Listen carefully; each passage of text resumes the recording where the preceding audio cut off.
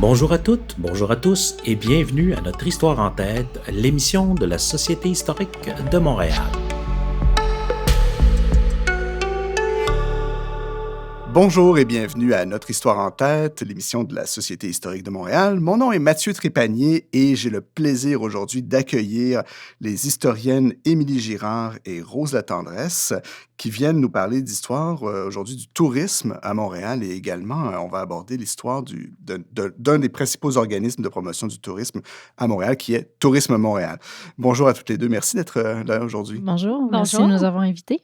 Alors, je vais commencer par Émilie. Émilie, tu es une habituée de l'émission, donc, mais je me permets de faire ton pédigré malgré tout pour les gens malheureux qui ne te connaîtraient pas encore. Émilie, tu es historienne depuis plusieurs années maintenant et tu poursuis actuellement des études doctorales en histoire à l'UQAM, où tu t'intéresses notamment à la commémoration de la Fondation de Montréal au 20e siècle. Tu nous avais d'ailleurs consacré une émission sur le sujet. Une excellente émission. Une excellente émission qu'on peut d'ailleurs réécouter sur nos réseaux sociaux, sur notre chaîne YouTube et sur notre site web, donc vous n'avez pas d'excuses. J'en profite aussi pour souligner que tu vas déposer ta thèse de doctorat cette année, donc tu seras docteur en histoire cette année, et je t'en félicite.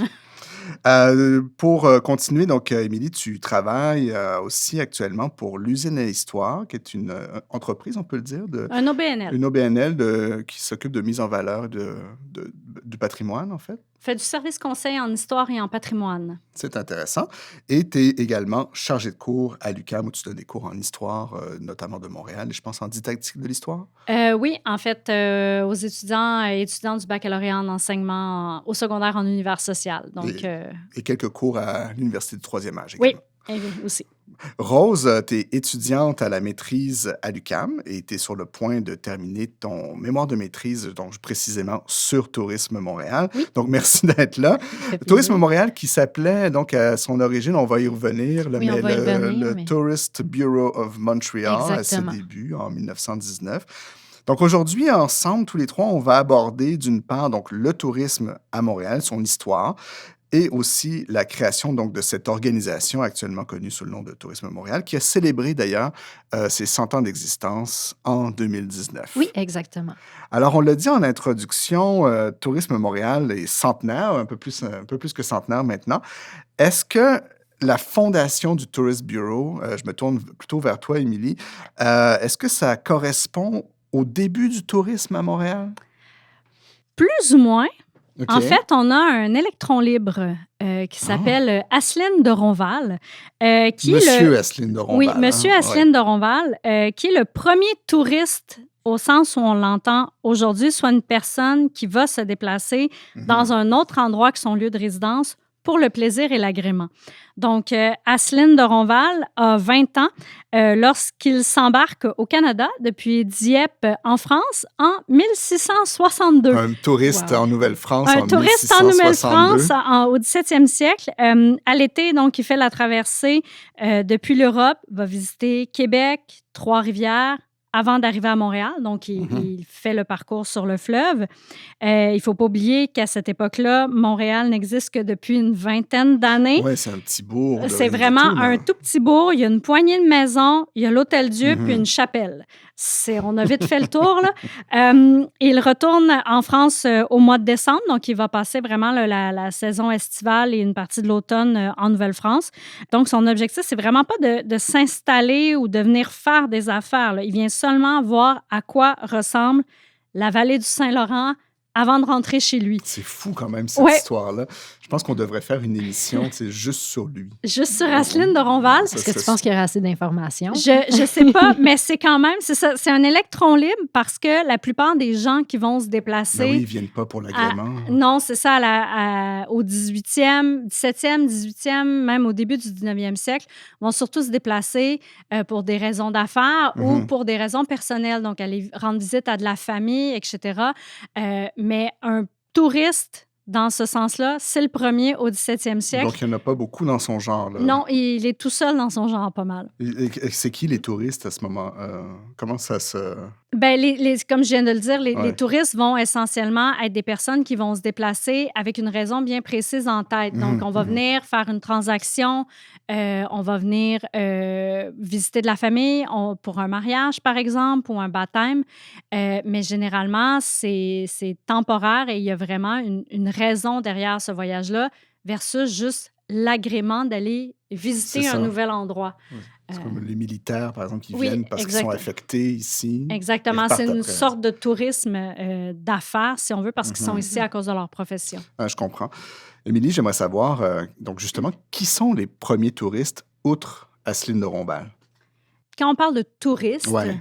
au C'est sens où quoi on l'entend, exactement? là, Ouais, justement, ouais. une personne qui se déplace par agrément seulement, Mhm. sans raison ou autre motivation, c'est vraiment des gens qui vont apparaître comme groupe un peu plus au 19e siècle.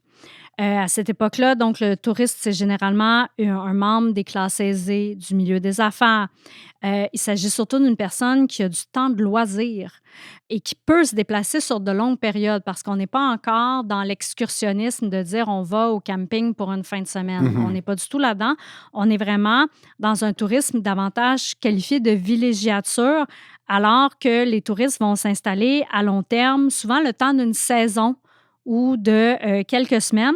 Puis un bon exemple de cela, ben, c'est la série télé que vous avez peut-être écoutée, Nos Mhm. étés, où les touristes bourgeois de Montréal débarquent dans le bas du fleuve pour l'été au cours de l'année 1900. Donc, Donc, excuse-moi, je voulais pas te couper, Émilie, mais est-ce qu'on peut dire que ces premiers touristes-là sont des locaux d'une certaine manière? oui et non, dans OK. le sens où là, l'exemple de Nos étés, c'est un exemple de Montréalais qui quittent la ville Ah, c'est pour ça. du tourisme de villégiature, alors que les gens qui vont venir à Montréal à la même époque sont du même groupe socio-économique, Mhm. mais vont vouloir venir faire l'expérience de l'urbanité de Montréal. Ah oui, OK. Donc, la distinction, elle est là entre les deux, mais dans les deux cas, on va avoir des gens qui vont rester dans les grands hôtels de Montréal pendant plusieurs semaines ou qui vont louer une villa ou se faire construire une résidence secondaire dans la grande région métropolitaine. On pense entre autres tout le long du fleuve, dans le Haut-Saint-Laurent, Sainte-Anicette, et ces coins-là. Donc, on est dans les deux différentes perspectives de ce que c'est un touriste à cette époque-là. Puis le développement touristique, en fait, à Montréal, il est justement intimement lié à celui du transport et des communications. Donc, les gens qui se déplacent pour le plaisir veulent retrouver dans les hôtels, dans les transports, le même confort qu'ils ont à la maison. Donc, on va voyager par train dans les voitures de première classe. C'est pas nécessairement en calèche, etc. On veut l'eau chaude, l'eau courante, éventuellement le télégraphe, le téléphone. Et c'est pour ça que les premiers hôtels montréalais, les grands palaces montréalais seront Mhm. parmi les premiers édifices publics à être électrifiés, à être connectés au réseau de télégraphe, au réseau de téléphone, comme ça sera par exemple le cas de l'hôtel Windsor au Mhm. centre-ville. Puis l'avènement de la navigation à vapeur puis le développement ferroviaire, là, justement, en Amérique du Nord, vont faire de Montréal un incontournable dans le voyage personnel et d'affaires. Montréal, on l'oublie parfois, mais c'est quand même une ville qui est à la confluence de différents réseaux de transport. Puis c'est ça qui la rend vraiment attrayante. C'est facile de se rendre à Montréal et d'en sortir aussi. Ouais, c'est ça, j'allais te Mm. demander pourquoi ils viennent Oui, exactement. ben c'est Parce un qu'il y a pôle je économique, comprends. c'est une plaque tournante des Mhm. affaires. Puis au début du 20e siècle, le Québec possède plus de routes que toutes les autres provinces canadiennes confondues. Puis les épicentres que sont Montréal et Québec ouvrent vers les régions. Puis c'est justement le début des premiers guides touristiques qui vont proposer des circuits de visite individuels en automobile.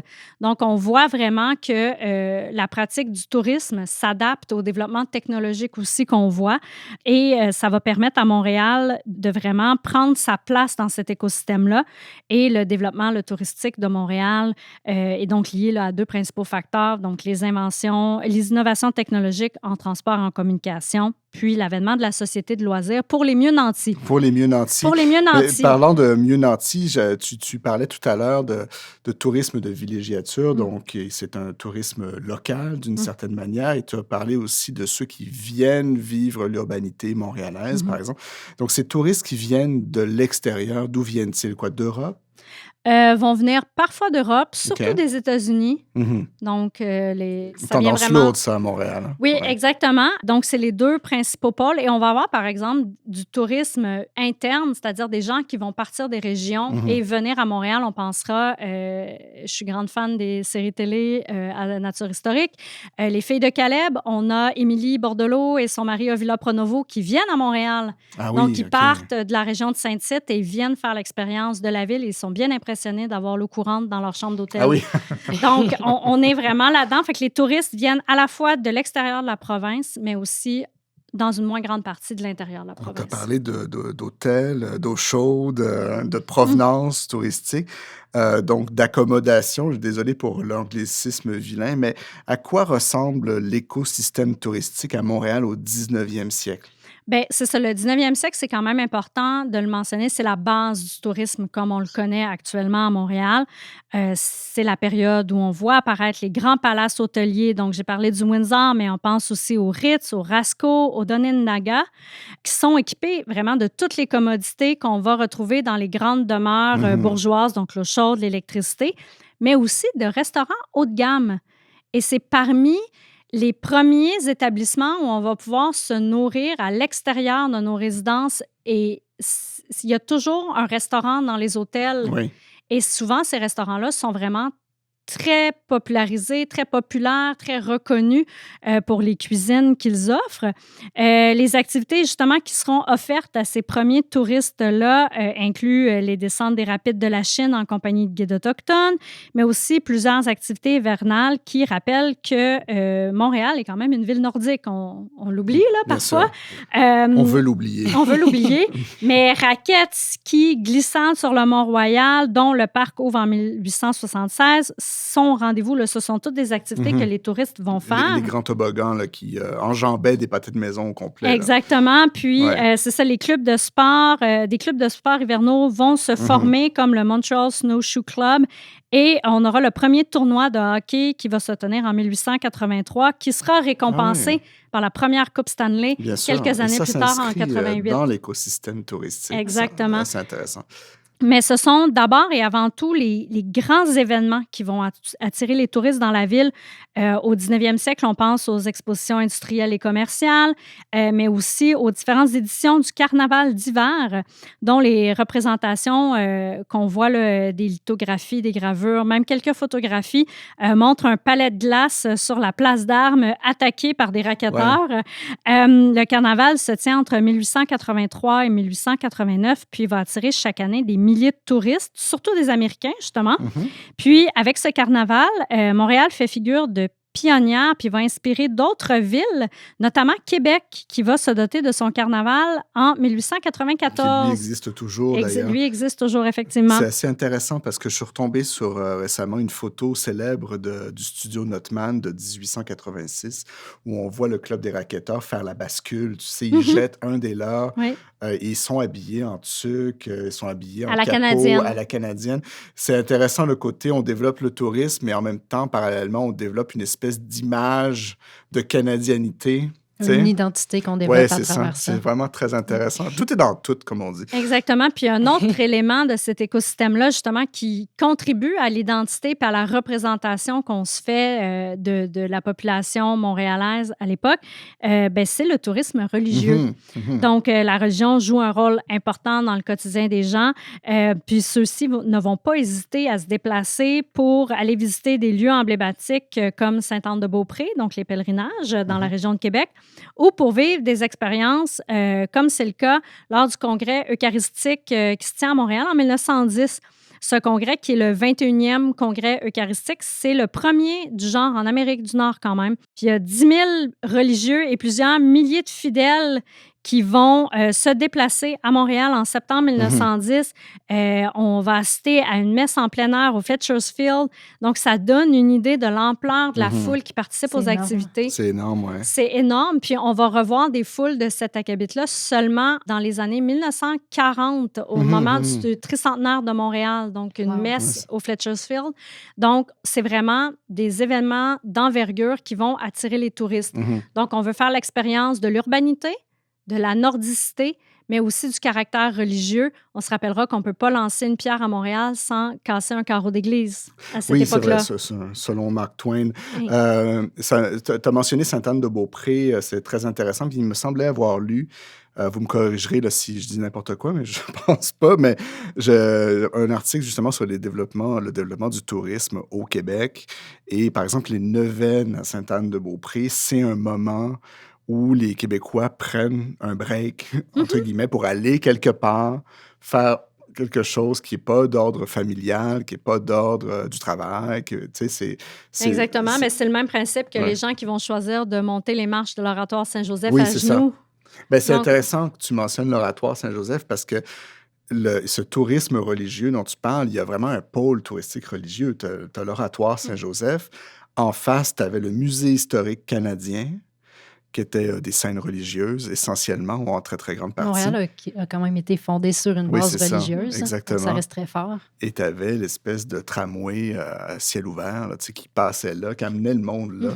Donc, pour ça, c'est intéressant. Rose, je me tourne vers toi parce Oui. que on l'avait annoncé en début d'émission, on va aborder aussi l'histoire de cet organisme qui va encadrer ou en tout cas qui va faire la promotion, disons, ordonnée du tourisme à Montréal. Et je veux savoir, est-ce que Tourisme Montréal donc, apparaît à cette époque-là? Qu'est-ce qui se passe? Donc, dans le fond, le Tourist Bureau of Montreal, il n'existe pas avant le 18 octobre 1919. Avant ça, c'est d'autres choses. Il faut savoir que la création des associations découle d'un manque provenant de l'État. Donc, en d'autres termes, la société libérale du 19e siècle voulait que chaque individu s'occupe de ses propres affaires. Cependant, avec l'urbanisation, les citoyens ne vivent plus nécessairement en petite communauté comme ils l'ont connu. C'est plus aussi proche. Dans le fond, donc, la société elle se complexifie avec l'arrivée des gares, des hôtels et des différents commerces, ce qui va créer des nouvelles normes sociales. Tout ça, ça reprend les propos de l'historien Jean-Marie Fecteau. Au niveau de l'État, celui-là, dans le fond, il n'est pas prêt à accueillir et à s'occuper du tourisme. Il ne s'occupe pas vraiment de ça. Il y a des agences de voyage qui existent, comme Thomas Cook et On y Rivet. Thomas Cook, c'est plus le côté anglophone. Oui, ça a existé pendant très, très longtemps. Oui, ça existe encore, toujours, il me semble. Ou sinon, il a été avalé par une autre compagnie. Et il y a toujours, pas toujours, mais il y a On y Rivet à l'époque, donc qui s'attaquait plus à la communauté francophone, la bourgeoisie, dans le fond, la classe moyenne bourgeoisie francophone, qui vendent des voyages organisés. Mais il n'y a pas nécessairement d'association ou d'organisme qui centralise la promotion touristique. Donc, il va y avoir les compagnies de transport comme le Canadien National, la Canadian Steamship Line et les hôteliers comme le Ritz-Carlton et l'Hôtel Windsor qui ont créé des guides promotionnels pour mettre de l'avant leur compagnie, leurs hôtels, leurs chambres, à quoi ça ressemble, en plus de certains attraits touristiques. Mais il n'y a rien de centralisé et les compagnies ne se concertent pas. Donc, il va y avoir Canadien National qui va proposer quelque chose et l'Hôtel Windsor, ça va être complètement différent. Okay. C'est donc le Far West. Exactement, c'est le Far West dans le milieu touristique montréalais. Du côté associatif, il y a des regroupements automobiles qui prennent de plus en plus d'ampleur, comme l'Automobile Club of Canada, qui a été fondé en 1904. Aujourd'hui, vous connaîtriez mieux ce nom-là sous CAA Québec. Donc, CAA Québec a été fondé en 1904, tout le monde. Donc, d'autres associations régionales, automobiles régionales, vont aussi être créées. Par exemple, le Club automobile de Québec en 1918. Il y a le Club de réforme de Montréal et l'Association des bonnes routes qui sont aussi d'autres joueurs importants dans les moyens de pression auprès du gouvernement provincial et de la ville afin de faire de Montréal un endroit plus agréable au rouler et séjourner.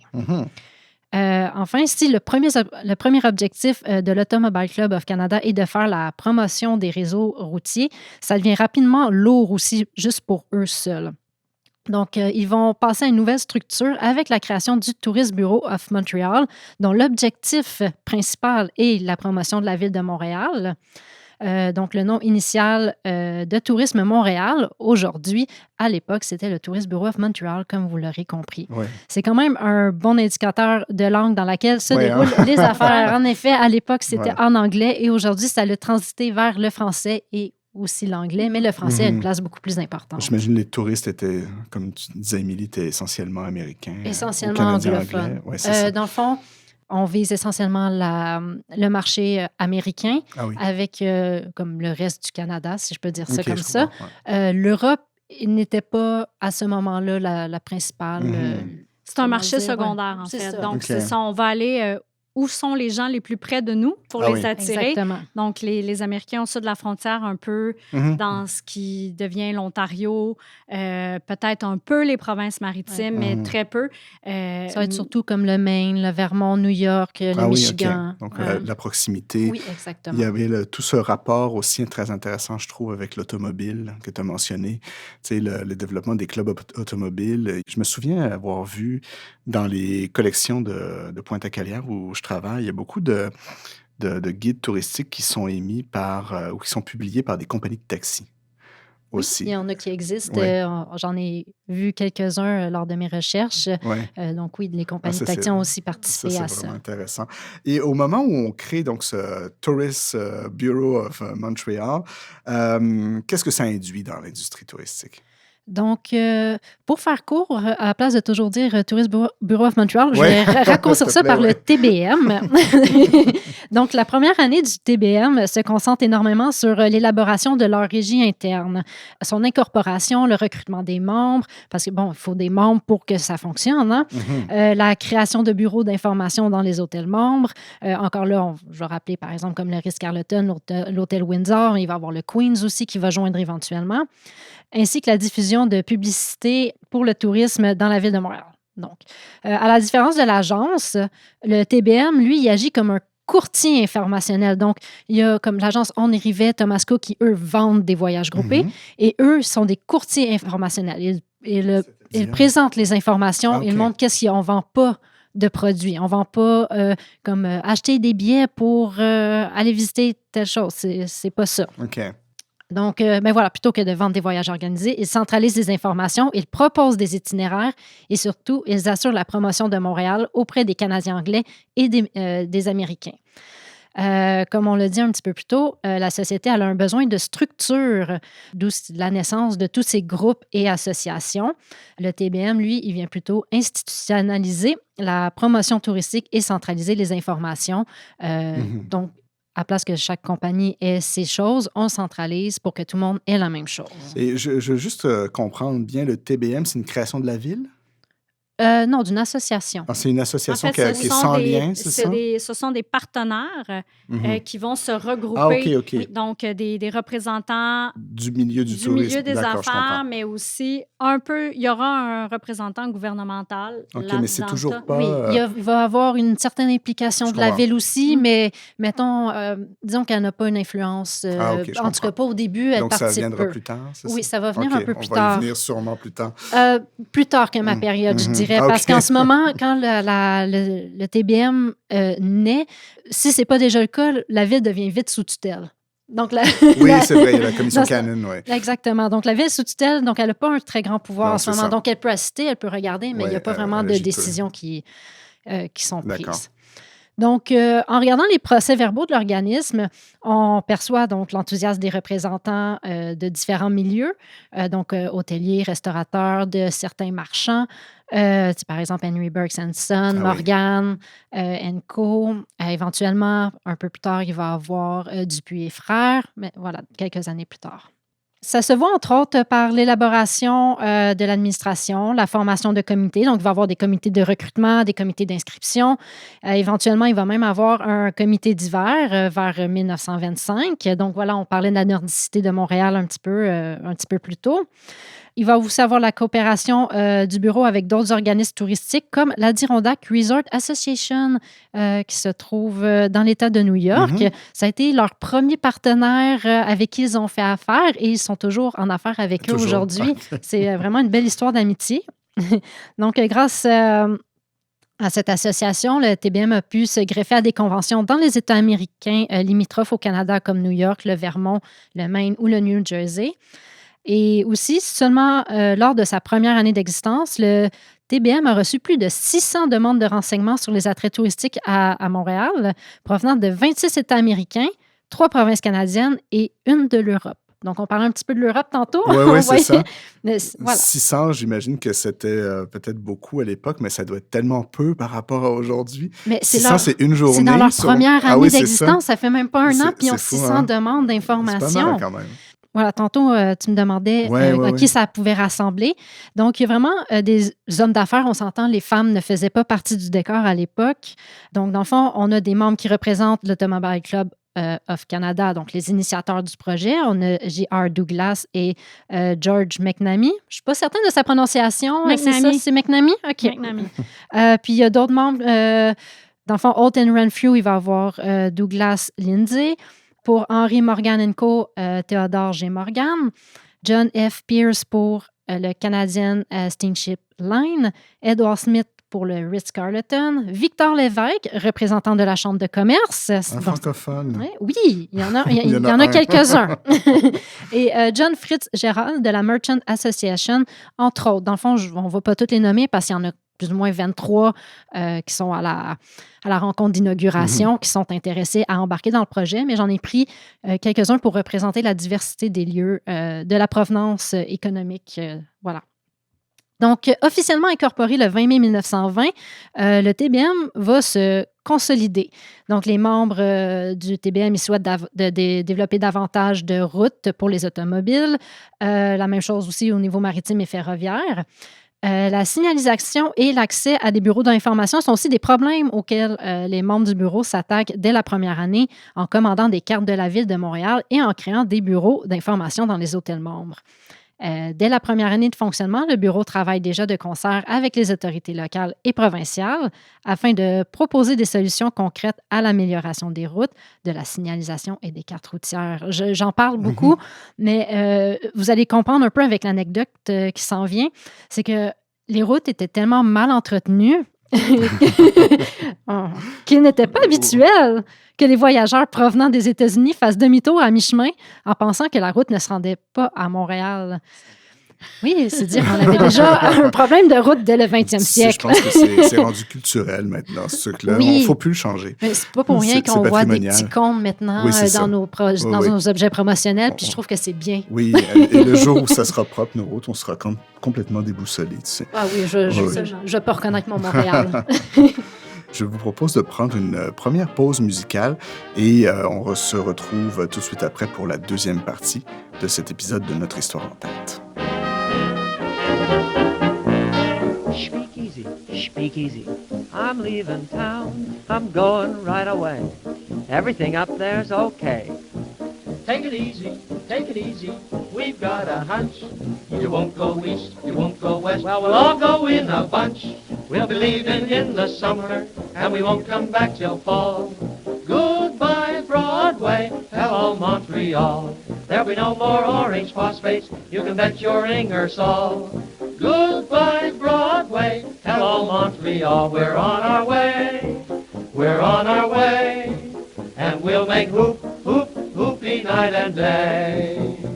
There'll be photographs of breweries all around our bedroom wall. Goodbye, Broadway. Hello, Montreal.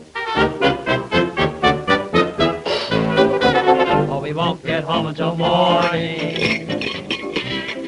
Goodbye, Broadway. With a stein on the table. Everybody's in a hurry coming for the ride. Nobody knows how dry I am. Sweet Adeline. Just a wee dot and Doris. Just a wee dress, that's all. Goodbye, Broadway. Hello, Montreal.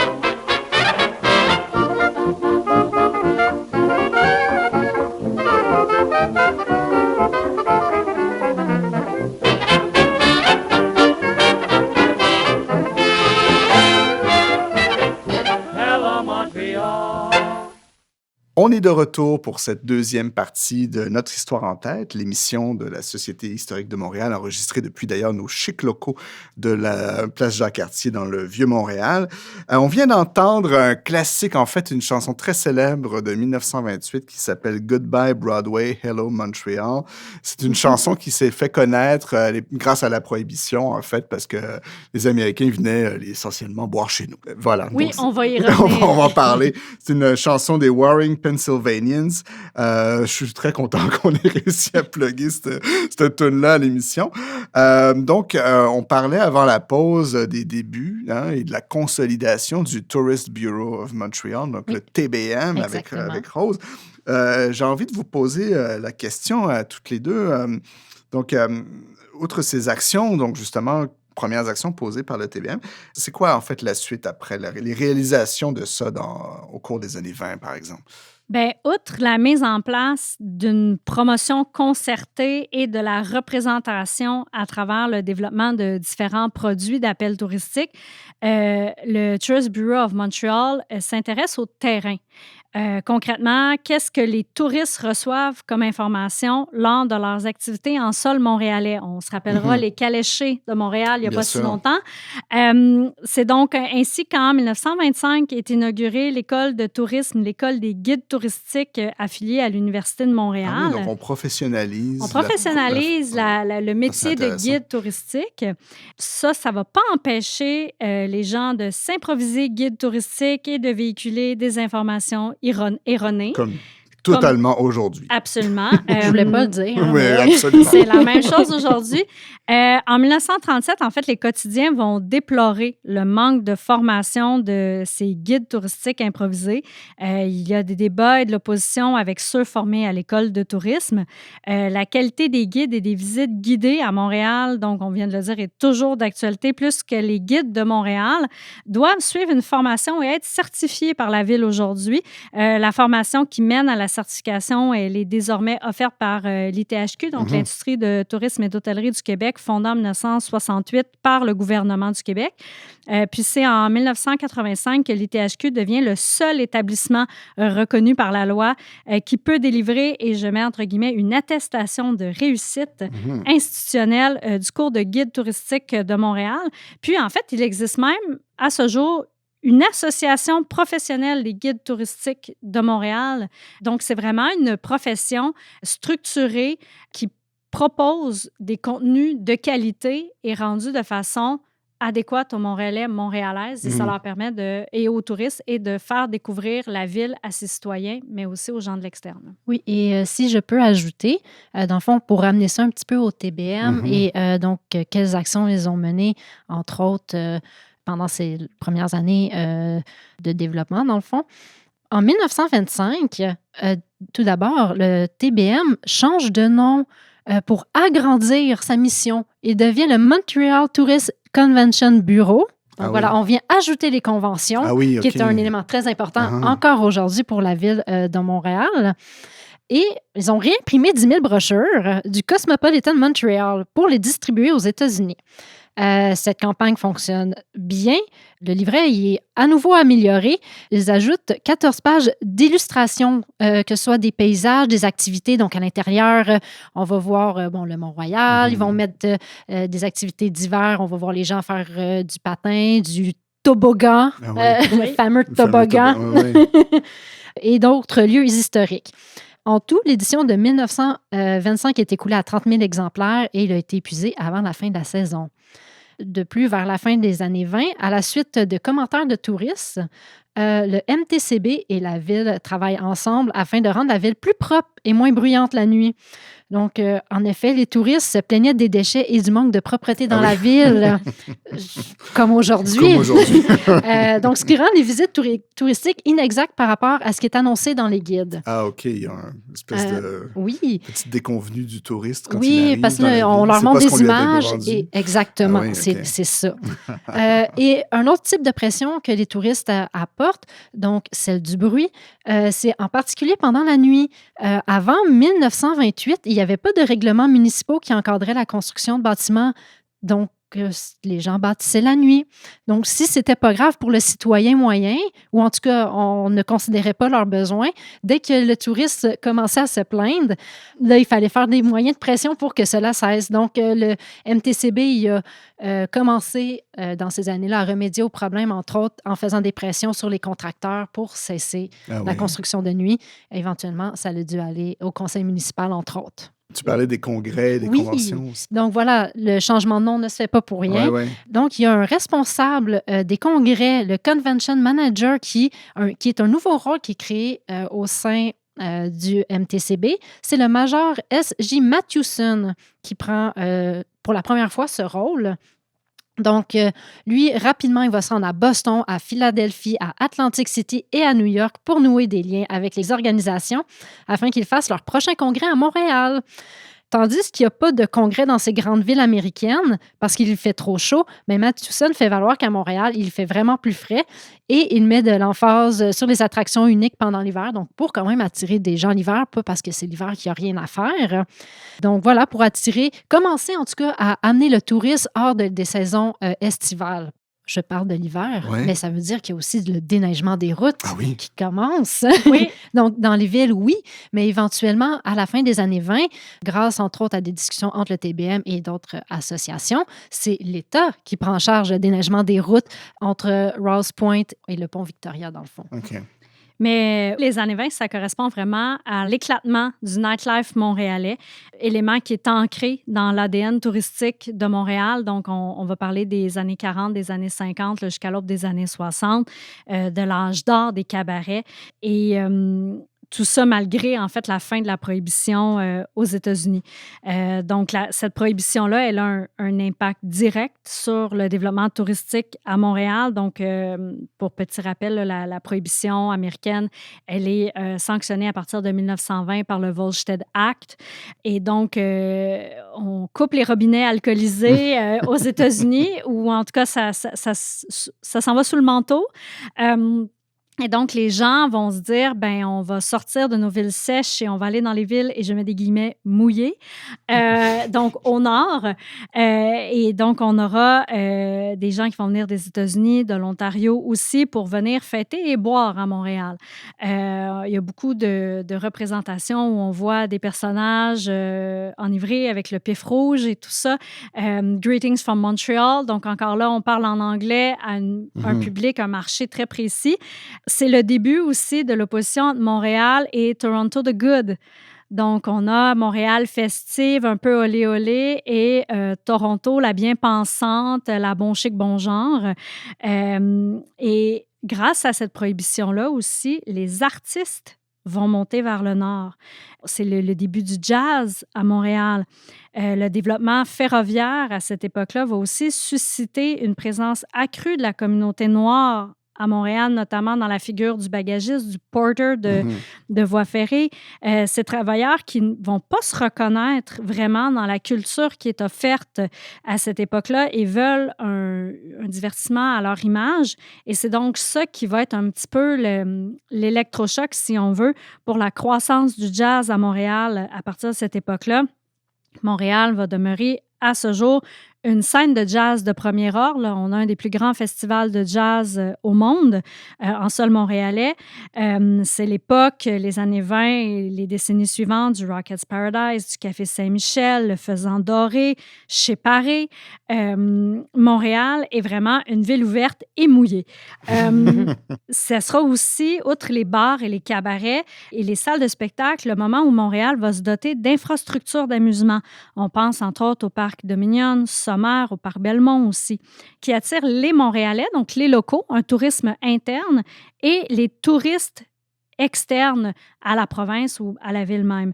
Donc, dans des quartiers autres que le Vieux-Montréal habituel. Exactement. Donc, pour rappel... Ils ne sont pas du tout là, ces parcs-là. Non, c'est ça. Le parc Dominion est à Longue-Pointe, le parc Sommaire est dans l'Est et Belmont est dans Cartierville. Donc, on éclate l'écosystème touristique, on sort du Vieux-Montréal, des vieux quartiers pour aller voir autre chose. Et quand même, on notera que la plupart de ces parcs-là sont à proximité quand même de cours d'eau. Montréal est une île, donc on se sert encore de l'attrait de l'eau dans cette ce dialogue touristique-là. Donc, on parle des années folles pour parler de ces années-là. Mais qu'est-ce qui caractérise le tourisme, outre ça, à Montréal, à partir des années 20, 30 et après? Ben, c'est ça, tu l'as dit, on parle des années folles. C'est les années 20, c'est les années Donc, c'est folles. un tourisme de divertissement? Oui, quand même. C'est vraiment ça qui va caractériser les années qui vont mener jusqu'au crash de 1929 puis à la crise économique qui va suivre. Cette période, elle s'amorce vraiment là, avec la Première Guerre mondiale, alors que les soldats démobilisés reviennent du front. Après 4 années de guerre, on veut changer les idées. La population souhaite de la légèreté, de l'amusement. Ça coïncide avec la montée des cabarets, du nightlife montréalais, mais aussi de la création, là, comme on en a parlé un petit peu, d'une identité touristique montréalaise qui va mélanger le charme européen au confort nord-américain. C'est fou comme ça dure, ça, encore Oui, aujourd'hui. Hein. absolument. Puis ça transparaît dans l'usage de slogans, comme Rose le disait, du Cosmopolitan Montreal, puis de ces fameuses brochures-là qui vont être illustrées avec des images qui vont amalgamer l'histoire et le présent de Montréal. Les responsables du développement touristique effectuent de cette façon-là vraiment une première marchandisation de l'histoire en se servant du passé puis du patrimoine montréalais comme argument de vente auprès des touristes. Par exemple, Montreal, the Paris of the New World. Oui, le petit Paris, Oui, Little oui. Chicago. Il y a Oui. comme beaucoup on de... vendait, Chicago. on vendait aussi Montréal comme Abroad Without Crossing the Sea. Ah oui. Aussi. Donc, on est en Europe, mais sans vraiment traverser Ah oui. l'océan. J'imagine que la crise économique va avoir un effet de ralentissement sur le tourisme à Montréal. Bien, effectivement, ça ralentit la cadence de pas mal tout, en OK. fait, la crise économique. Mais Montréal s'en sort quand même bien, principalement en raison de sa localisation. Donc, on se rappellera, confluence des réseaux maritimes, ferroviaires, routiers. Elle demeure quand même à cette époque-là la seconde ville portuaire en Amérique du Nord, ce qui n'est pas rien. Puis, donc, s'insère dans un vaste réseau ferroviaire. Elle est à ce moment-là encore toujours la métropole du Canada et le centre commercial et financier du pays. À la fin des années 30, le 1er avril 1939, là, très exactement, les lignes aériennes TransCanada, l'ancêtre d'Air Canada, inaugurent un service passager entre Montréal et Vancouver. Donc, le tourisme international va vraiment prendre son envol. Un mauvais jeu de mots ici, avec l'ouverture de l'aéroport de Dorval en 1941. Le premier vol transatlantique au départ de Montréal aura lieu en 1943. Puis la même année, il y a plus de 450 000 voitures de touristes américains qui vont traverser au Québec. Donc, on parle de voitures. Il y a souvent plus qu'une personne dans la voiture. Ça fait énormément de monde. Ça fait hein, beaucoup de c'est fou. monde. Donc, Beaucoup de trafic. beaucoup de trafic autoroutier. Et donc, près de ces 450 000 voitures-là, donc près de 260 000 pour des séjours de plus de 48 heures, ce qui représente quand même des dépenses locales de plus de 33 millions de dollars à l'époque. Tu mentionnais la date de 1939. C'est une grosse année, Oui. 1939, hein, dans l'histoire. Oui. Qu'est-ce qui Lourd. se passe avec la guerre? Comme la crise économique, la Deuxième Guerre mondiale a un impact sur le tourisme. Les voyageurs vont délaisser la voiture au profit du train parce qu'on réquisitionne et on rationne le caoutchouc, notamment l'essence. Donc, on va utiliser le train pour les déplacements entre le Canada et les États-Unis. Donc, en 1943, là, le Québec accueille 212 000 passagers ferroviaires américains, donc une hausse quand même de 28 % sur l'année précédente. Puis, les dépenses vont quand même s'établir à 20 millions de dollars. Là. Donc, on voit qu'il y a quand même un recul. Ce qui Mais reste en- quand même bien. Mais ce qui reste quand même bien, puis c'est une progression par rapport à l'année précédente, qui, on se rappellera, en 1942, c'est le tricentenaire de Montréal. Et après la Deuxième Guerre mondiale, donc on entre dans la grande période d'après-guerre, on rentre dans les 30 glorieuses, donc période de croissance économique soutenue, apparition du baby-boom. Qu'est-ce qui se passe au bureau de tourisme? En fait, ce qui caractérise le plus Montréal à cette époque-là, c'est son ouverture sur le monde. En 1949, la ville franchit le cap du million de visiteurs.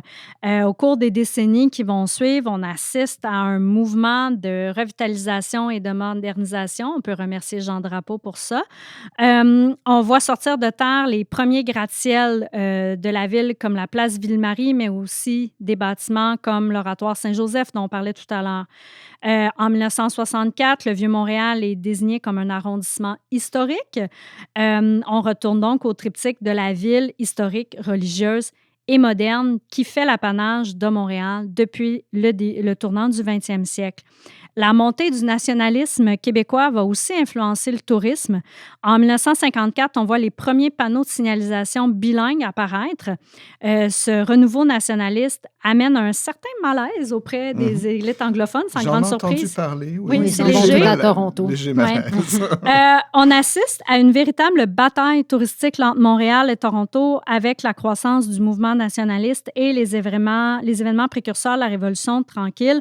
Donc, Drapeau, Pax Plante et l'escouade de la moralité nettoient Montréal de ses mauvais éléments moraux et vont participer au changement physique de la ville qui va voir disparaître les quartiers un peu malfamés que sont le Red Light et le Faubourg Ramlas, par exemple.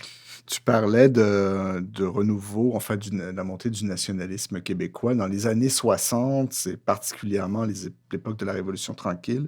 C'est une période évidemment de renouveau, de transformation profonde de la société québécoise.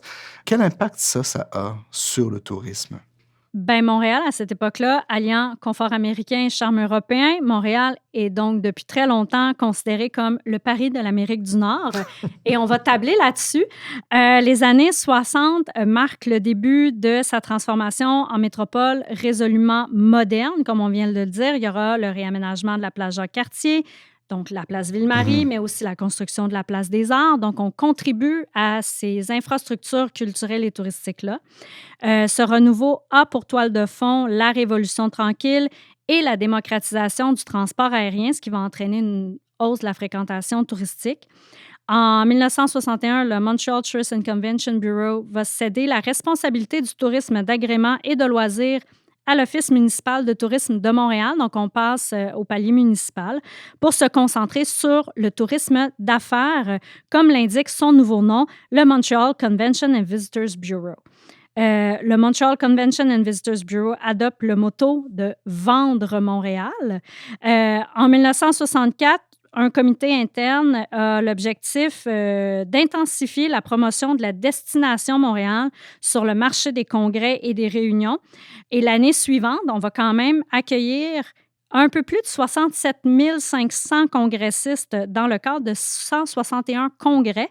On se rappellera qu'il y a quand même 365 jours dans une année, Quand donc même. 161 Un congrès. tous les 2 jours, presque. Pratiquement. À l'époque, le Montreal Convention and Visitors Bureau compte 274 membres qui contribuent financièrement à la vie de l'association. Puis l'année de son cinquantenaire, en 1969, le bureau regroupe plus de 300 membres. C'est quand même pas rien. Et cette année-là, l'organisation va encore changer de dénomination pour devenir le Montreal Convention and Visitors Bureau Incorporated, l'Office des congrès et des visiteurs de Montréal incorporé. Ils aiment les changements de nom. Exactement. Et c'est la première fois qu'il y aura une traduction de la dénomination du nom de l'organisme.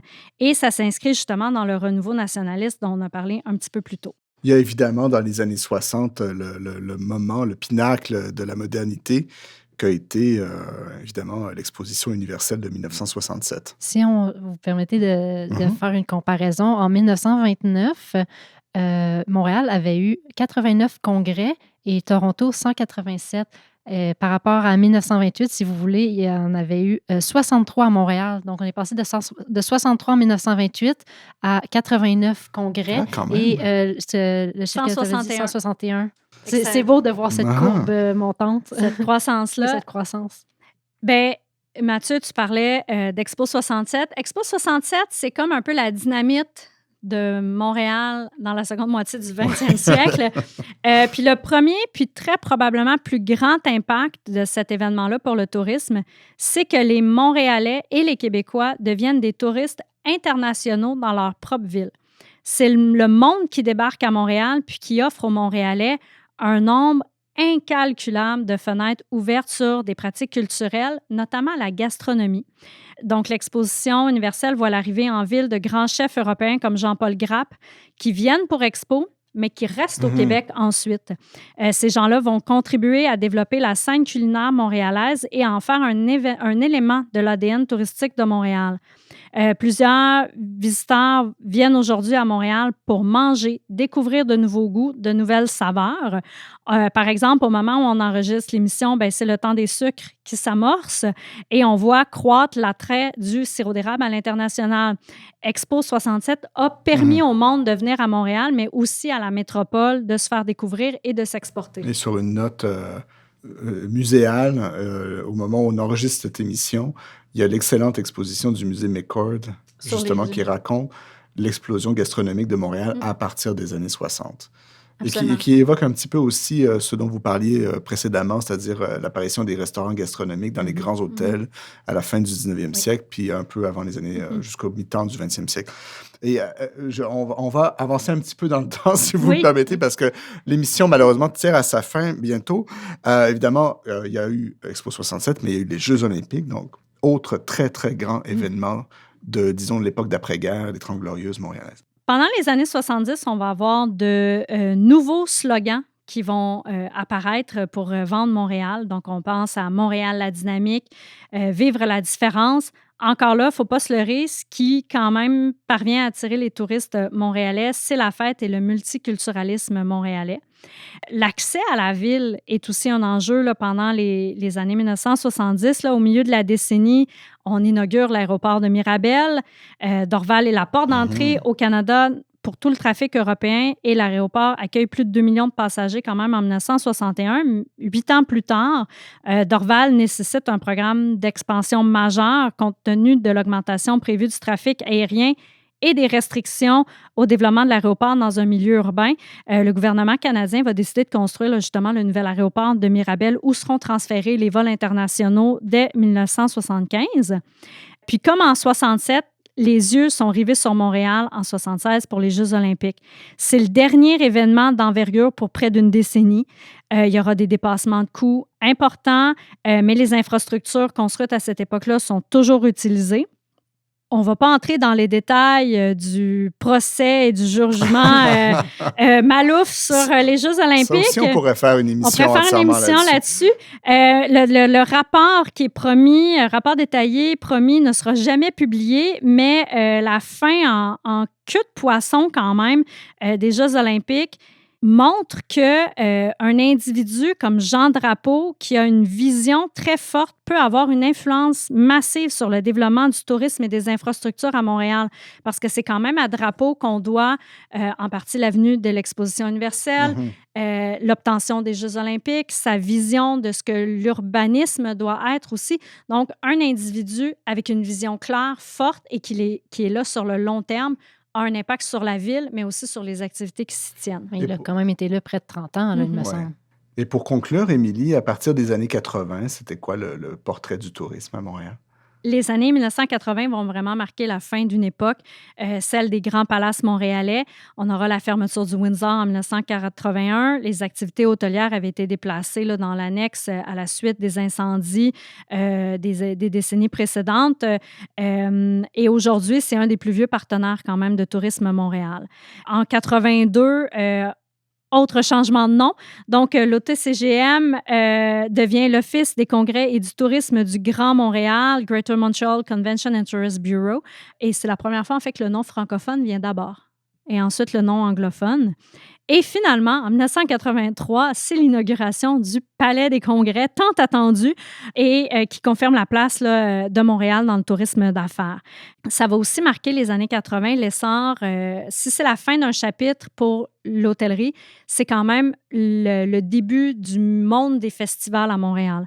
Donc, c'est l'essor de ces grands événements touristiques-là, comme le Festival international de jazz de Montréal, les Floralies, le Grand Prix, par exemple, qui vont prendre racine dans les années 80. Puis l'OTCGM s'implique dans plusieurs dossiers importants là, pendant les années 80-90, notamment là, toute la question des enjeux des aéroports et aussi toute la question, et ça, j'aime bien ça, le dossier du vin libre bar. Donc, les restaurants apportez votre vin. Ça émerge dans les années 80. Oui, la rue du Luth à Montréal. Et en 1989, c'est le début des débats autour de la taxe à l'hébergement, soit une taxe sur les chambres d'hôtel qui va permettre de financer les activités de l'OTCGM. Et rapidement, Émilie, un petit mot à dire peut-être sur les années 90? Ce qui marque surtout les années 90, dans le tourisme, c'est la création d'une identité vraiment montréalaise et plus nécessairement québécoise. On vient à Montréal pour sa montréalité. D'ailleurs, c'est le début de la campagne de Tourisme Montréal en 1995, Vivre à la Montréal. Donc, l'idée, c'est de faire découvrir l'art de vivre à la montréalaise aux touristes, de faire l'expérience au quotidien des citadins, mais quand même de demeurer un touriste et de voir les incontournables du patrimoine dans la ville. On invite aussi les touristes à sortir des quartiers centraux. Puis, c'est vraiment le début d'un tourisme de quartier, d'une mise en valeur. Ce qu'on connaît plus aujourd'hui. Hein? Exactement. Et donc, c'est vraiment le début d'une dualité, puisqu'on a un tourisme de proximité qui est mis à l'avant-scène, mais on a aussi la dimension festive et extravagante de Montréal. Comme les smoke meat puis les bagels. Exactement. Et tout ça mélangé à l'île Sonic. Oui. Ouais, ça, les grands festivals de musique, on est là-dedans. Puis au cours, en fait, des années 90, l'OTCGM, qui devient officiellement Tourisme Montréal, qui adopte cette dénomination, finalement, près de 100 ans plus tard. Longue histoire. L'OTCGM va faire de Montréal une des premières villes après San Francisco à faire le développement du tourisme gay puis lesbien.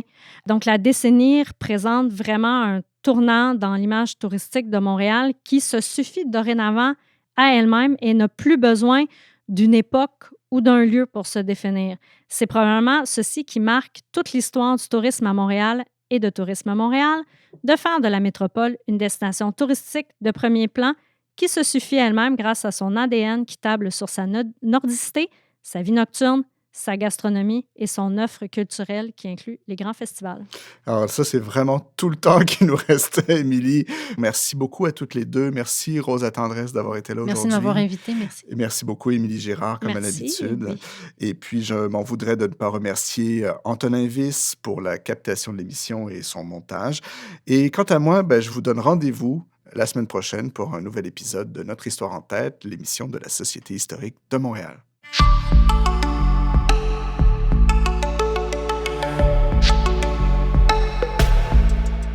Nous en sommes maintenant à la fin de cette émission. Vous pourrez la retrouver sur le site de la Société historique de Montréal, à l'onglet Émissions de radio ou sur notre chaîne YouTube. Nous vous invitons, si ce n'est déjà fait, à devenir membre de la Société historique de Montréal, ce qui nous permet de produire ces émissions. Alors, merci de nous avoir écoutés et à la prochaine.